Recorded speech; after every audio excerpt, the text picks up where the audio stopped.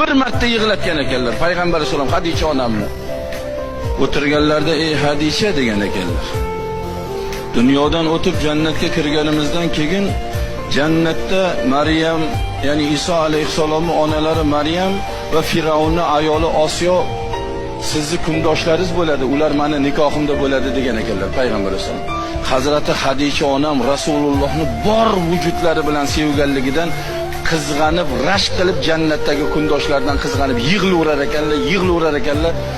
Qizlari Fatima onam, ey otajon, biror marta onamlarni yig'latganingizni ko'rmagan edik.